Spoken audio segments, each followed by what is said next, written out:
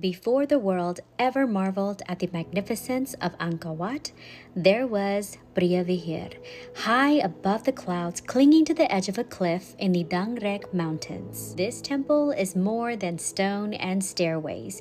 It's a prayer etched into the earth nearly 300 years before Angkor Wat ever rose from the plains. Let me take you back in time to uncover the story of Priyavihir. Construction of the temple began in the 10th century under the reign of King Suryavarman I. Inspired by the power of Shiva, the Hindu god of creation and destruction, Suryavarman chose the highest peaks as his canvas. He didn't just build the temple for men to admire, but also for the gods to descend upon. Priyavihir was never meant to be a city temple like Angkor Wat.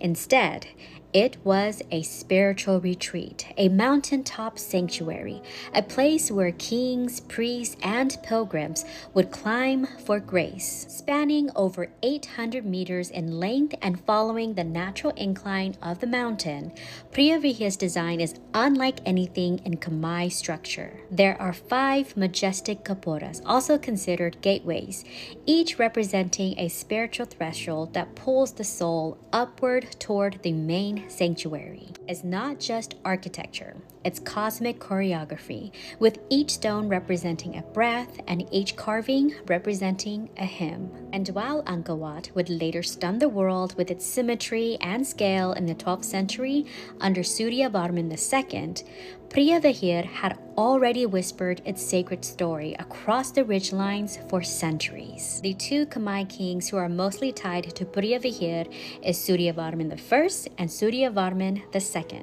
Suryavarman I is the visionary who first initiated construction and linked it to his spiritual movement across the kingdom. He later expanded the temple complex and reinforced its importance as a Shaivite pilgrimage site. Suryavarman II, the same king who built Angkor Wat, he further developed Priyavihir as part of a kingdom-wide temple network. Both weren't just ordinary kings, they were considered god kings. And this temple, with its cliffside altar reaching the heavens, was their sacred offering. And although history doesn't record many female figures directly linked to Priyavihir, many scholars believe the temple's inscriptions, some of which mention queens, royal priestesses, and donors, reflect the hidden presence of women in its spiritual upkeep. In Khmer belief, the land and fertility were often personified as feminine, suggesting that the temple wasn't just for warlike gods,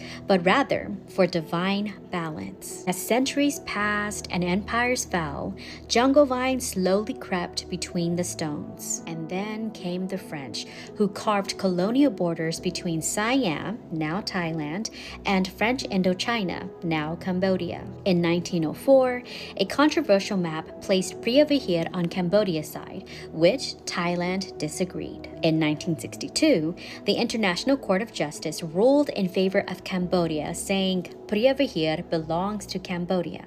But that didn't end the struggle. In 2008, when UNESCO named Priyavihir a World Heritage Site, violence erupted again. Bullets pierced through the temple. Soldiers fought over stones that once welcomed sages, and yet Priyavihir still stood. To Cambodians, the temple is a symbol of resilience, reverence, and roots. To many Thais, it is a shared chapter of heritage lost to maps. To Southeast Asia, it is a cultural crown jewel, a surviving soul of the ancient Khmer cosmos. Priyavihir isn't just a temple, it is a testament to the dreams of kings who believed divinity could be reached, to the ancient architects who built poetry into stone, and to the people who continue to fight for memory in a world that forgets too fast. So let's not remember Priyavihir only through conflict.